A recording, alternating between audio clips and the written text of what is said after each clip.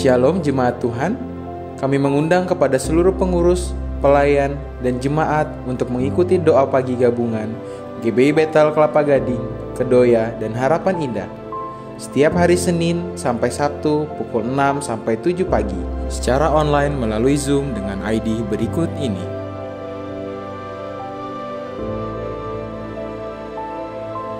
Mari kita berdoa bersama dan memuliakan Tuhan sebelum memulai setiap aktivitas kita. Tuhan Yesus memberkati.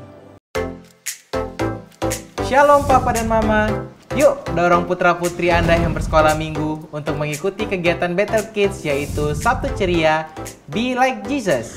Diadakan hari Sabtu tanggal 3 Juli 2021 mulai pukul 9 pagi sampai pukul 11 waktu Indonesia Barat. Papa Mama bisa mendaftar ke Kak Susan dan Kak Joyce Kairupan. Buruan daftar ya, karena pendaftaran ditutup sampai tanggal 27 Juni 2021. Dan disediakan hadiah menarik loh buat adik-adik. Buruan daftar ya, God bless you. Kepada seluruh pelayan GBI Bethel, Anda diwajibkan mengikuti konser doa sekaligus mendapat arahan dari Bapak Gembala Pendeta Dr. Rubin Adi Abraham pada hari Kamis 1 Juli jam 7.30 malam melalui aplikasi Zoom. ID meeting akan diberitahukan via WhatsApp. Shalom Jemaat Tuhan, PMB bekerja sama dengan Sinode GBI memulai gerakan Bethel Project, yaitu pembangunan gereja di NTT. Secara khusus, gereja yang akan kita bantu adalah GBI Sesawi yang berada di Timur Tengah Selatan yang digembalakan oleh Bapak Otniel. Adapun gedung gereja yang baru akan dibangun untuk menggantikan gedung yang lama yang sudah tidak layak dipakai lagi. Kebutuhan dana sekitar 150 juta dan per tanggal 22 Juni 2021 telah terkumpul 100.990 rupiah.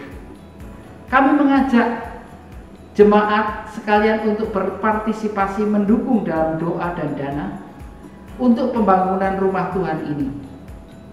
Bagi donasi yang Anda berikan, silahkan kirim ke rekening PMB berikut ini. Terima kasih atas partisipasi dan dukungan doa dan dana dari Bapak Ibu sekalian. Tuhan Yesus memberkati. Puji Tuhan.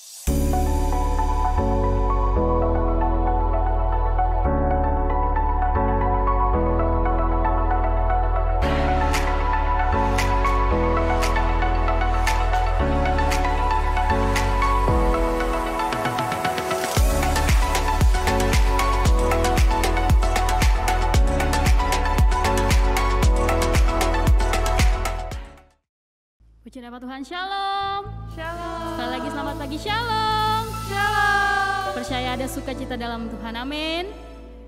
Sebelum kita memulai ibadah kita pada pagi hari ini, mari terlebih dahulu kita bersatu di dalam doa. Bapa, kami mengucap syukur Tuhan buat anugerah dan kasih-Mu di dalam setiap kehidupan kami. Terima kasih buat kesempatan-Mu Tuhan memberikan kami nafas kehidupan hingga kami hari ini boleh beribadah bersama-sama Tuhan. Kiranya Engkau menyertai ibadah kami ini dari awal pertengahan hingga akhirnya. Nama Tuhan saja yang kami agungkan. Di dalam nama Yesus kami siap memuji Engkau lebih lagi. Haleluya. Amin. Haleluya. Yang percaya bahwa Tuhan adalah Allah yang dahsyat, boleh berikan kemuliaan dengan nama Tuhan. Haleluya. Kita percaya anugerah Tuhan dulu, sekarang, dan sampai selamanya. Amin. Kita mau nyanyikan pujian buat Allah kita.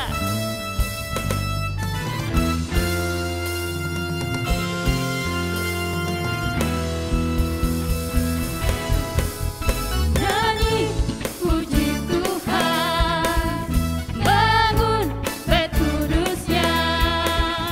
Di tempat ini Yesus telah hadir, kemuliaan Tuhan dinyatakan. Oh, sukacita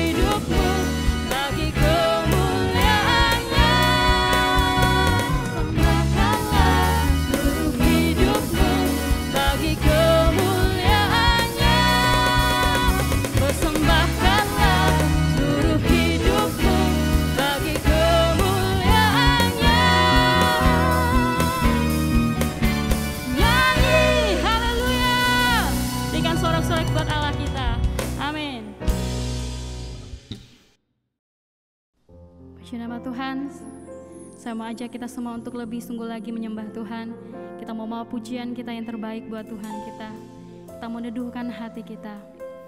Terima kasih Yesus Tuhan. Oh, yang kami perlukan di setiap kehidupan kami Tuhan. Amin. Terima kasih Yesus Tuhan.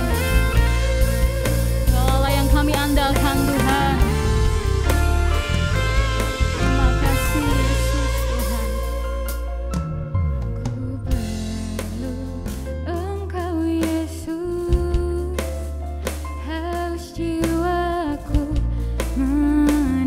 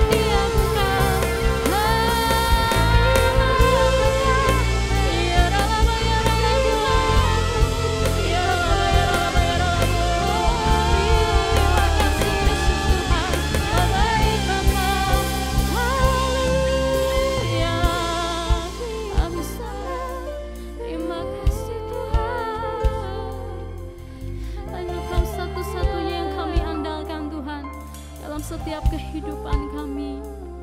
Kami memerlukan Engkau Tuhan. Ambil alih atas setiap kehidupan kami, Yesus Tuhan. Terima kasih Yesus Tuhan. Terima kasih Tuhan. Terima kasih. Yesus, hanya Kau yang ku andalkan, melebihi siapapun juga. Yesus, hanya Kau yang ku percaya, di setiap waktu tiada lain yang ku andalkan selain Kau. Yesus, hanya Kau yang ku andalkan. Amin. Ini ungkapan kami ya Tuhan. Jelas Tuhan. Yesus, hanya Kau yang ku percaya, di setiap waktu tiada lain yang ku andalkan selain Kau. Yesus, hanya Kau yang ku andalkan, melebihi siapapun juga. Yesus, hanya Kau yang ku percaya, di setiap waktu tiada lain yang ku andalkan selain Kau. Yesus,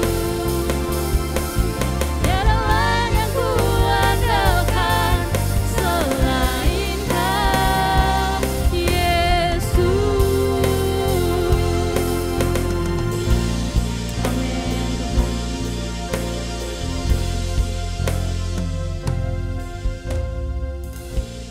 Terima kasih Bapa, terima kasih Yesus.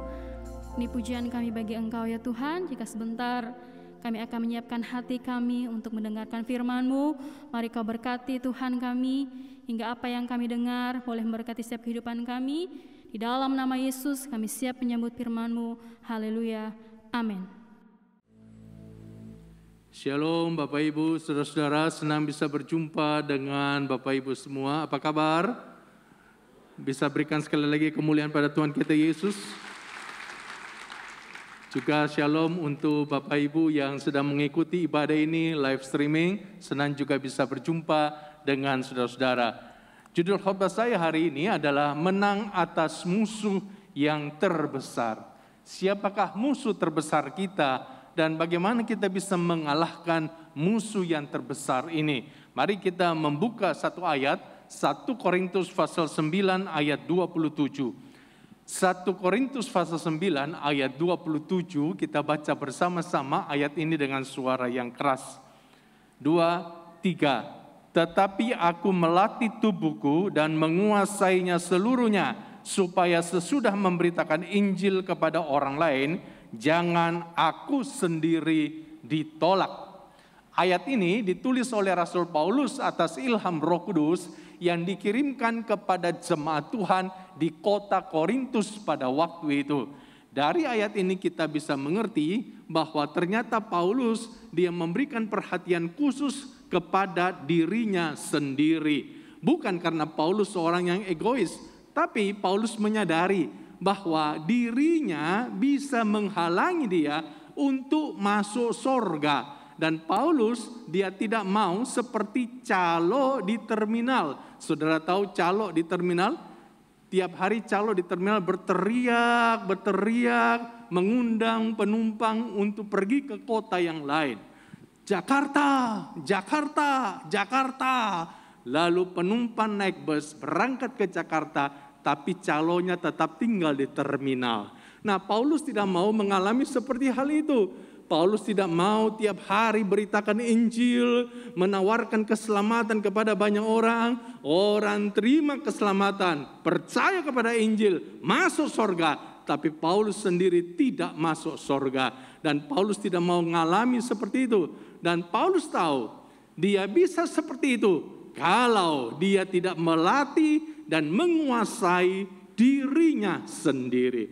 Dan Paulus menyadari bahwa musuh terbesar dalam dirinya adalah dirinya sendiri. Saudara-saudara yang kekasih, kadangkala kita berpikir musuh terbesar kita itu adalah mertua kita yang cerewet. Musuh terbesar kita adalah mantu kita yang kurang ngajar.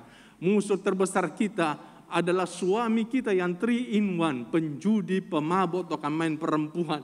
Musuh yang terbesar kita adalah istri kita yang mata duitan. Dan saya mau bilang kepada saudara-saudara, musuh terbesar kita bukan orang lain, tapi musuh terbesar kita adalah diri kita sendiri.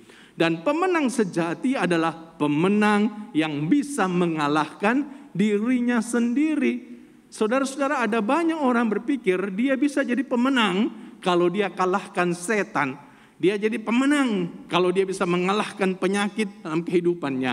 Dia bisa menjadi pemenang kalau dia bisa mengatasi badai kehidupannya. Saudara, memang kita bisa jadi pemenang atas itu semua. Tapi pemenangan kita tidak akan sempurna. Kita tidak akan menjadi pemenang yang sejati sebelum kita bisa mengalahkan diri kita sendiri. Sebab apa gunanya kita menghardik setan, setan lari terbirit-birit. Apa gunanya kita bisa mengatasi semua masalah-masalah kehidupan kita. Masalah ekonomi kita atasi, masalah rumah tangga kita atasi. Kita bisa mengatasi masalah penyakit kita. Tetapi saudara-saudaraku, kalau kita tidak bisa mengalahkan kebiasaan kita yang buruk, kedagingan kita yang menguasai kita, maka sia-sia semua kemenangan kita itu. Karena itu seorang pemenang sejati adalah pemenang yang bisa mengalahkan dirinya sendiri. Kasih tepuk tangan bagi Tuhan Yesus, haleluya. Nah, untuk bisa mengalahkan diri kita, mari kita belajar seperti Paulus. Apa yang Paulus lakukan? Dia melatih tubuhnya dan menguasai dirinya sepenuhnya. Kita harus belajar bisa menguasai diri kita. Hari ini saya mau mengajarkan kepada saudara area-area yang dalam diri kita yang harus kita kuasai. Ada banyak area, tapi saya mau sampaikan hanya 3 area yang sangat penting sekali. Yang menurut saya 3 area ini kalau tidak kita kuasai akan menghancurkan kehidupan kita. Area yang pertama namanya area kemarahan. Saudara, ada banyak orang karena tidak bisa menguasai kemarahannya, maka hancurlah bisnisnya, hancurlah keluarganya, hancurlah pelayanannya, hancurlah masa depannya. Saudara, apa kata Alkitab tentang kemarahan? Mazmur 37 ayat 8 berkata begini. Mari kita baca bersama-sama ayat ini. 2, 3. Berhentilah marah dan tinggalkanlah panas hati itu. Jangan marah, itu hanya membawa kepada kejahatan. Jadi Alkitab menyuruh kita untuk berhenti marah. Jangan marah. Kenapa? Karena kalau kita tidak bisa menguasai kemarahan, kemarahan akan membawa kita kepada kejahatan. Pembunuhan pertama yang terjadi di dalam keluarga di atas muka bumi ini gara-gara kemarahan yang tidak bisa dikuasai. Ketika Kain dia marah kepada Habel adiknya, lalu dia membunuh Habel. Saudara tahu alasan kenapa sampai Kain marah? Karena persembahannya ditolak oleh Tuhan. Saudara, yang menolak persembahannya adalah Tuhan. Mestinya Kain marah sama Tuhan. Ini malah dia marah kepada adiknya. Saudara-saudaraku, dia marah kepada orang yang tidak tepat. Bukankah seringkali terjadi seperti itu? Kita marah kepada pimpinan kita, bos kita di kantor. Tapi kita nggak berani melampiaskannya kepada bos kita. Kita pulang ke rumah, yang kita marah siapa? Istri kita. Ada istri kesel sama suami. Tidak berani melampiaskan kemarahan kepada suami. Dia lampiaskan kepada siapa? Dia lampiaskan kepada anaknya. Jadi saudaraku, kadang-kadang kita marah ini kepada orang yang tidak tepat. sehingga terjadilah banyak sekali luka-luka, jejak-jejak berdarah. Kita harus belajar bisa menguasai kemarahan kita. Alkitab berkata di dalam Amsal 14 ayat 17, siapa lekas naik darah berlaku bodoh, tetapi orang yang bijaksana bersabar. Kalau kita lekas naik darah, emosional, Alkitab bilang kita berlaku bodoh. Akhirnya akan melakukan hal-hal yang bodoh yang akan kita sesali dalam hidup kita. Saudara-saudara, ada seorang bapak, dia naik mobil.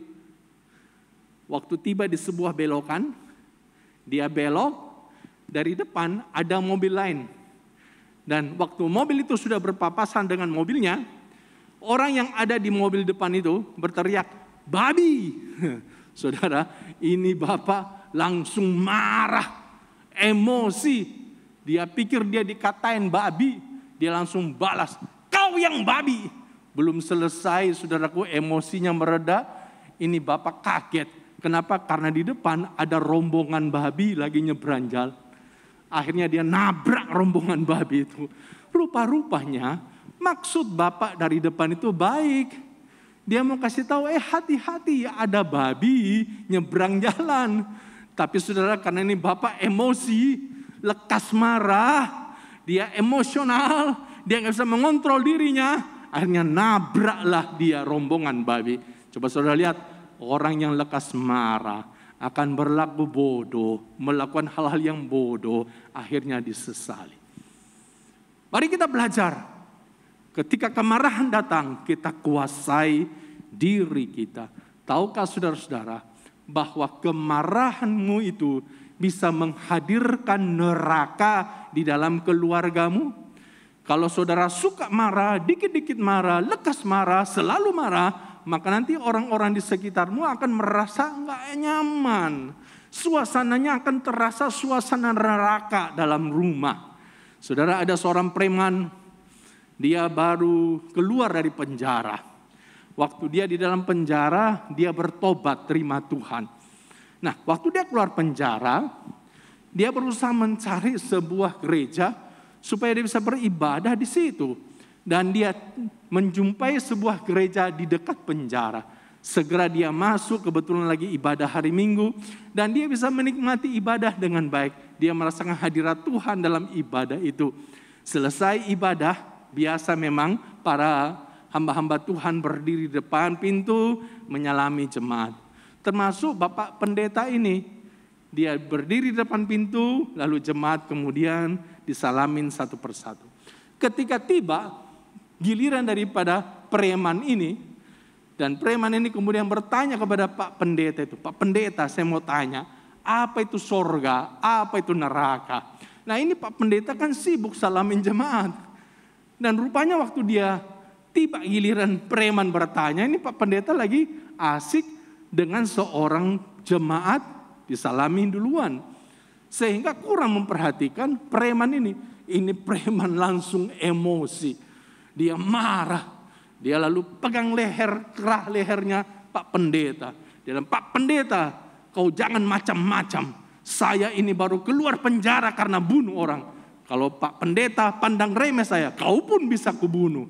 Saudara, ini Pak Pendeta dipegang kerahnya seperti itu. Lalu Pak Pendeta berkata, inilah neraka. Wah, itu preman.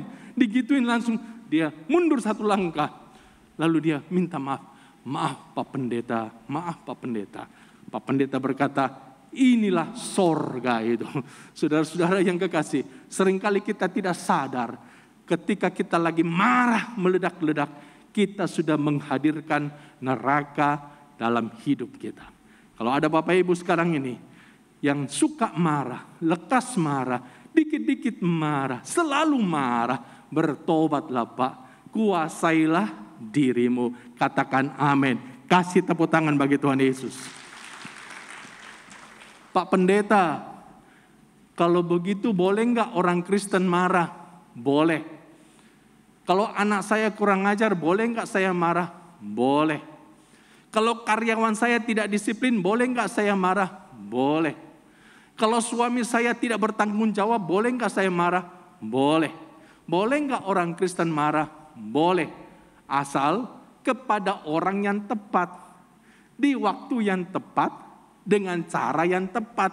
Kadangkala kita marahnya kepada orang yang salah, dengan cara yang salah, di waktu yang salah. Itulah sebabnya kemudian terjadilah banyak sekali kekecewaan di dalam hidup kita. Saudara, kalau kita marah, ternyata Alkitab sudah memberikan tuntunan kepada kita. Apa yang Alkitab berikan tuntunan kalau kita lagi marah? Efesus 4 ayat 26 sampai 27 berkata begini. Apabila kamu menjadi marah, janganlah kamu berbuat dosa. Janganlah matahari terbenam sebelum padam amarahmu. Dan janganlah beri kesempatan kepada iblis. Ada 3 jangan yang harus kita lakukan kalau kita lagi marah. Jangan yang pertama, jangan berbuat dosa. Kapan kita berbuat dosa? Kalau kita marah. Waktu kita mulai memaki-maki orang. Waktu kita mulai meremehkan orang, merendahkan orang. Waktu kita mulai KDRT, kita pukul orang, kita tendang orang, kita tinju orang. Pada saat itulah kita berbuat dosa. Jadi, boleh nggak saudara marah? Boleh saja, asal jangan berbuat dosa. Jangan yang kedua, jangan matahari terbenam sebelum padam amarahmu. Ternyata marah itu ada expired date-nya. Ada tanggal daluarsanya. Kapan tanggal daluarsa marah? Sebelum matahari terbenam. Tapi ada banyak orang Kristen marahnya sampai berhari-hari, berminggu-minggu, berbulan-bulan, bertahun-tahun. Bahkan ada orang Kristen sampai mati dia bawa marahnya itu. Dendam kesumatnya sampai ke liang kubur. Kalau ada saudara-saudara hari ini yang hidup dalam dendam kesumat, bertobatlah Bapak Ibu. Jangan sampai saudara marah berlarut-larut seperti itu. Jangan yang ketiga yang harus saudara lakukan adalah jangan beri kesempatan kepada iblis. Iblis itu selalu mencari celah, mencari kesempatan untuk menjatuhkan kita. Dan saudara, salah satu celah yang ditunggu iblis adalah waktu kita marah. Waktu kita marah sebenarnya kita sudah membuka celah bagi iblis. Karena itu kita harus segera menguasai kemarahan kita. Supaya kita tidak kasih kesempatan kepada iblis. Kain, dia buka celah. Iblis masuk menggunakan kesempatan itu. Itulah sebabnya akhirnya Kain membunuh Habel. Jangan kasih kesempatan kepada setan. Setan itu tukang cari kesempatan. Katakan amin. Saudara-saudara, jadi area pertama ini, kemarahan, harus kita waspadai. Kita harus belajar menguasai diri kita, jangan sampai dihancurkan oleh kemarahan. Area yang kedua, yang harus kita waspadai adalah hasrat seksual. Saudara-saudara, hasrat seksual itu adalah pemberian Tuhan. Tuhan memberikan kepada setiap laki-laki dan setiap perempuan sebuah hasrat seksual. Untuk apa? Untuk tujuan yang mulia. Supaya setiap kita ini bisa berprokreasi, bisa berketurunan.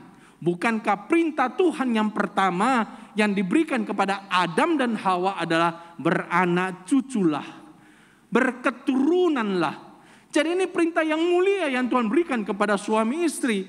Nah, supaya bisa berketurunan, maka Tuhan memberikan kita hasrat seksual.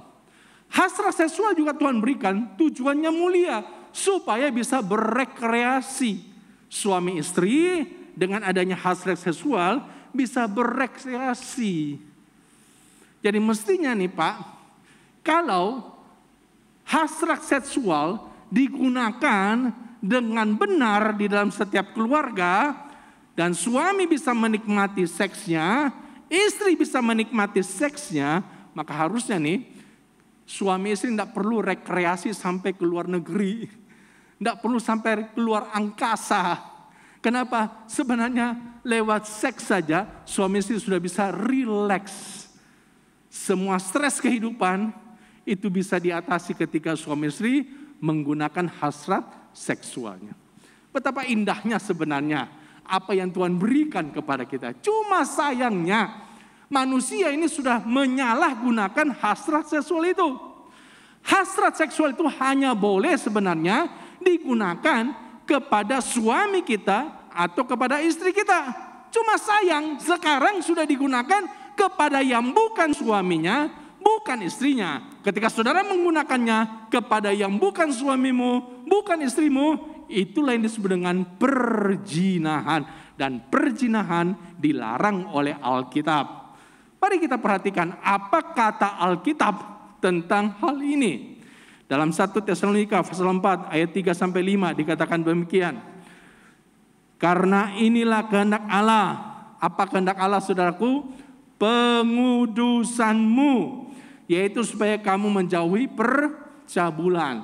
Bagaimana kita menjauhi percabulan? Gunakan hasrat seksual kita dengan cara yang benar. Bagaimana caranya? Ayat 4.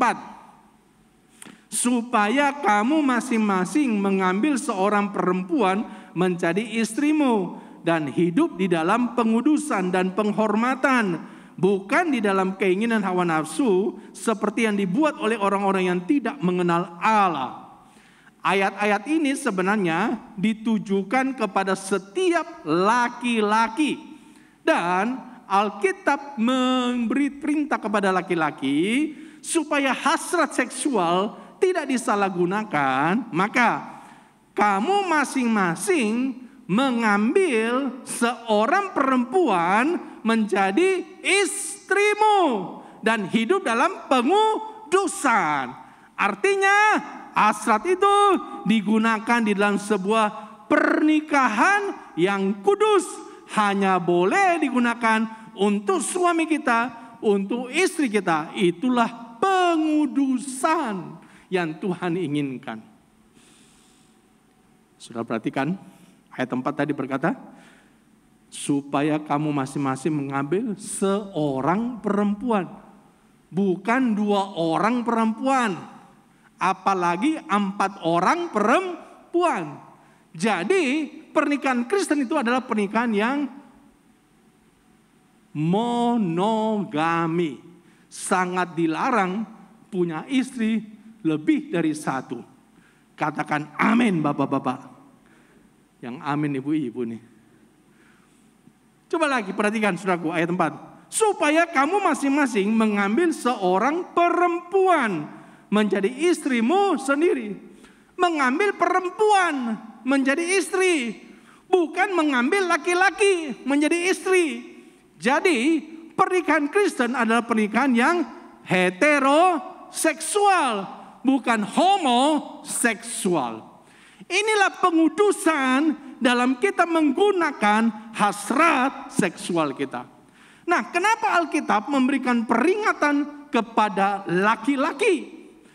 Karena menurut penelitian, hasrat seksual laki-laki itu lebih gampang tersulut dibandingkan dengan perempuan. Ternyata menurut penelitian, semua laki-laki usia di bawah 60 tahun itu memikirkan seks minimal 1 kali dalam 1 hari. Dan menurut penelitian ternyata laki-laki lebih aktif mencari pelampiasan-pelampiasan atas hasrat seksualnya dibandingkan perempuan. Makanya memang kenapa Alkitab memberikan peringatan kepada setiap kita laki-laki. Dan tentunya juga setiap perempuan harus memperhatikannya. Biar kita semuanya menguasai hasrat seksual ini. Supaya kita tidak dihancurkan oleh hasrat seksual. Katakan amin. Berikan kemuliaan pada Tuhan Yesus. Haleluya. Hal yang ketiga, area yang ketiga yang harus kita kuasai. Namanya adalah lidah. Alkitab berkata dalam Yakobus pasal yang kelima, pasal ketiga ayat 5 sampai 6, lidah itu adalah anggota yang kecil dari tubuh kita. Tapi walaupun dia anggota yang kecil, dia bisa memegahkan banyak perkara. Bahkan Alkitab berkata, lidah itu seperti api. Api itu walaupun kecil bisa membakar hutan. Nah, lidah seperti api. Ayat 6 berkata begini, lidah pun adalah api. Ia merupakan suatu dunia kejahatan dan mengambil tempat di antara anggota-anggota tubuh kita sebagai sesuatu yang dapat menodai seluruh tubuh. Jadi lidah itu seperti api dan merupakan dunia kejahatan, mengambil tempat di dalam bagian tubuh kita yang bisa menodai seluruh tubuh kita. Hati-hati dengan lidah kita. Lidah memang tidak bertulang, tetapi kekuatannya sangat dahsyat sekali. Dia bisa menghancurkan, tapi dia juga bisa membangun. Tergantung dari kita bagaimana menggunakan lidah kita. Saudara-saudara, kalau kita tidak bisa menguasai lidah kita, maka lidah kita bisa pakai untuk menghancurkan orang atau menghancurkan diri kita sendiri.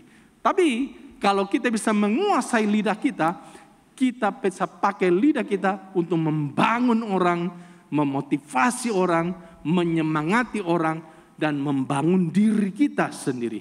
Karena itu kuasailah lidahmu. Katakan amin.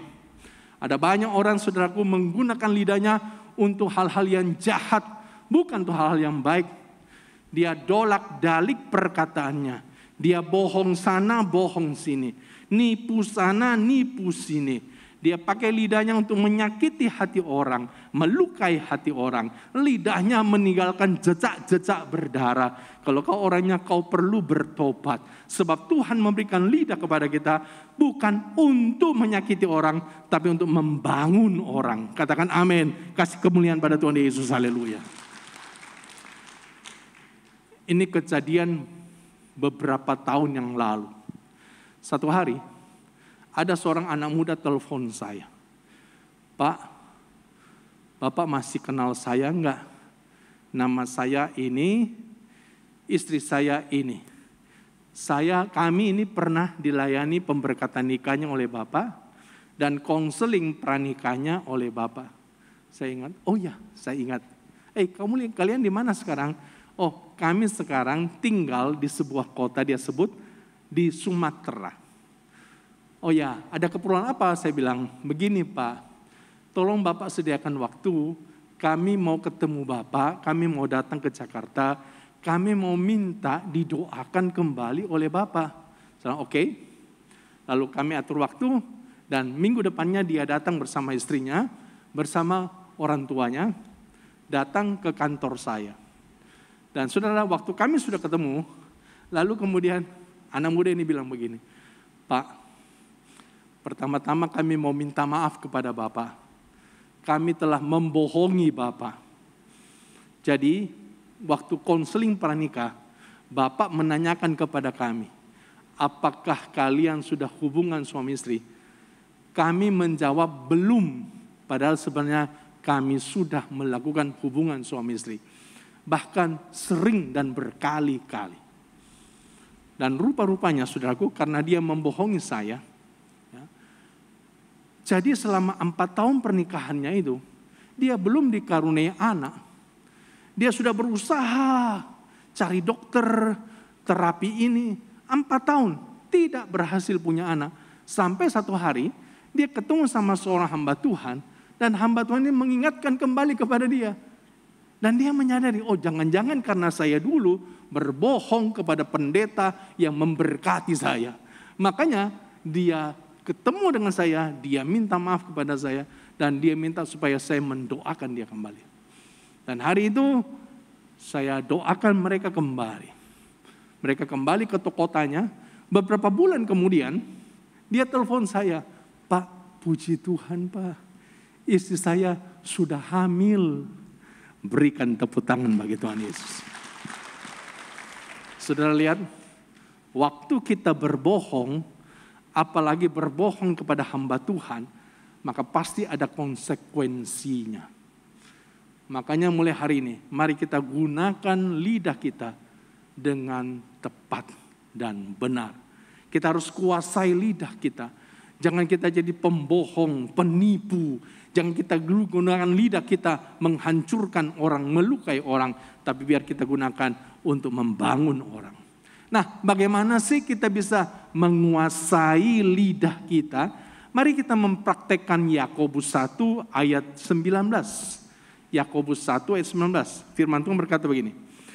Hai saudara-saudara yang kukasihi, ingatlah hal ini. Setiap orang hendaklah cepat untuk mendengar, tetapi lambat untuk berkata-kata, dan juga lambat untuk marah.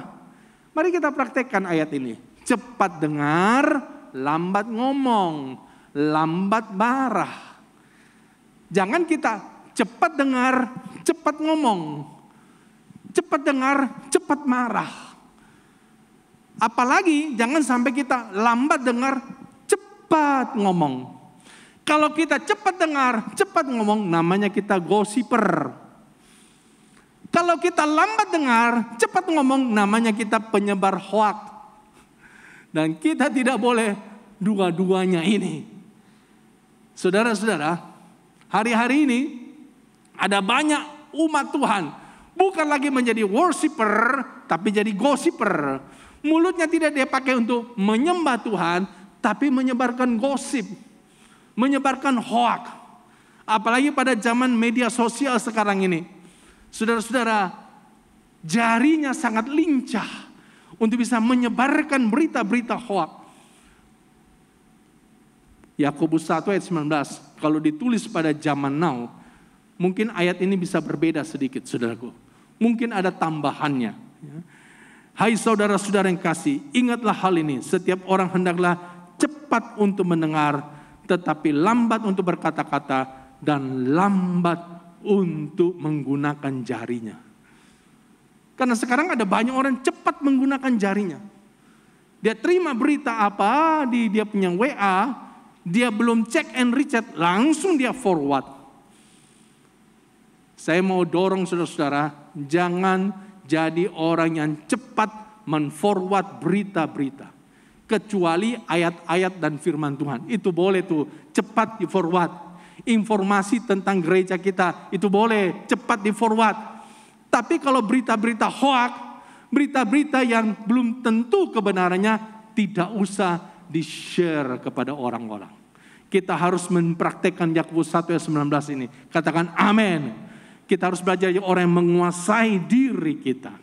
Yang terakhir saudaraku, bagaimana supaya kita bisa menguasai diri kita? Supaya kita tidak terjebak di dalam hawa hasrat seksual oleh lidah kita dan kemarahan kita. Mari kita baca kembali 1 Korintus 9 ayat 27 berkata begini.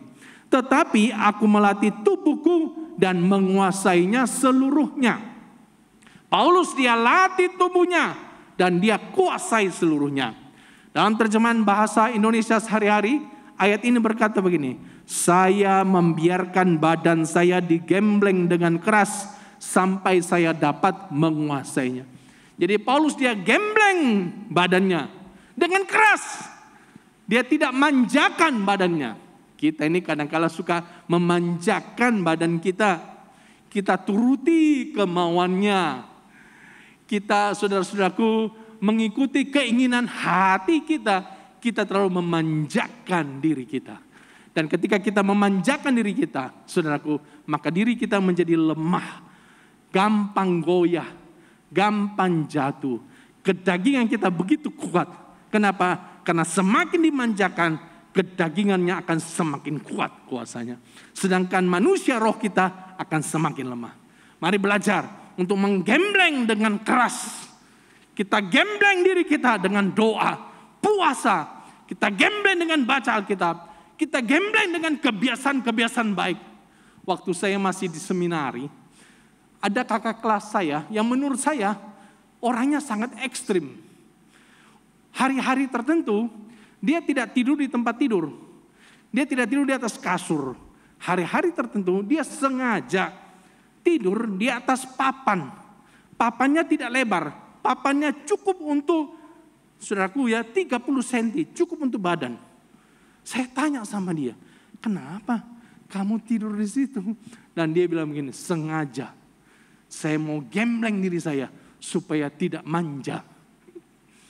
Hari-hari tertentu dia puasa. Puasa bukan 1 hari. Puasa bukan 1 minggu. Itu saudaraku dia puasa minimal 2 minggu. Dia gembleng dirinya.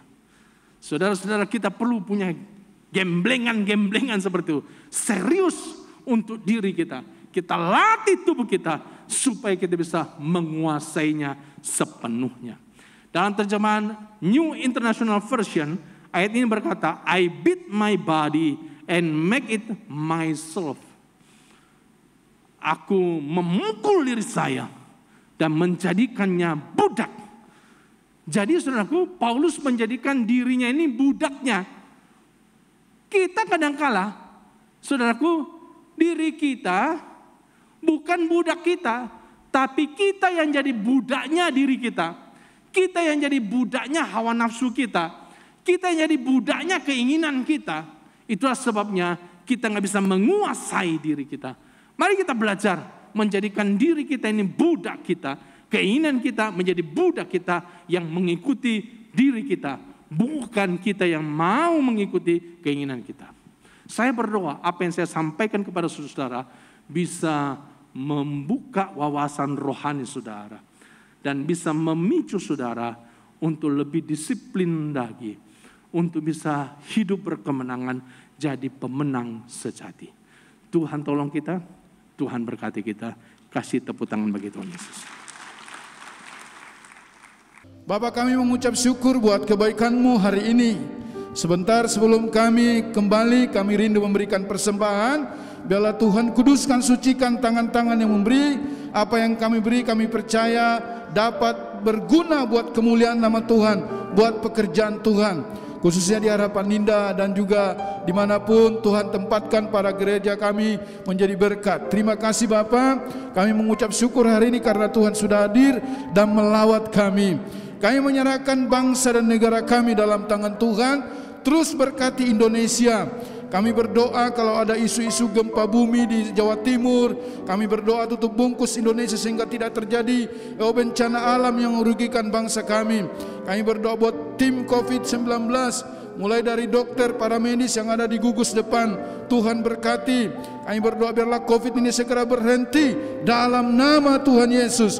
Berkati pemerintah kami dari pusat sampai daerah, beri hikmat untuk boleh menangani kondisi situasi bangsa, baik ekonomi maupun keamanan dalam bangsa kami. Kami menyerahkan para pemimpin rohani kami dimanapun mereka berada.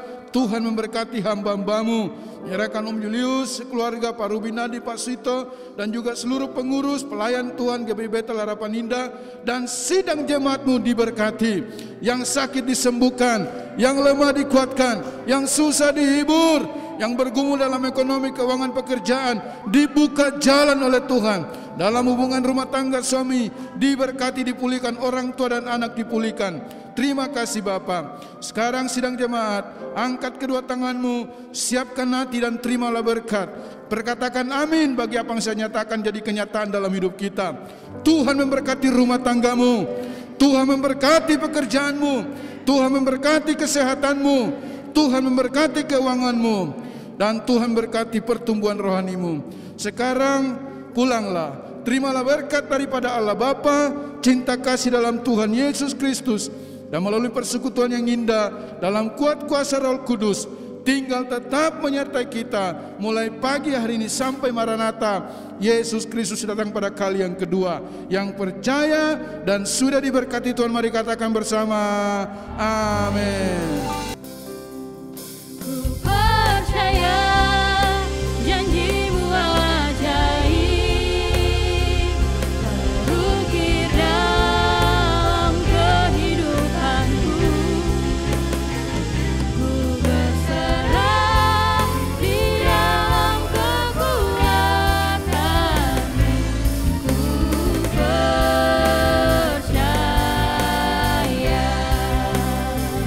ku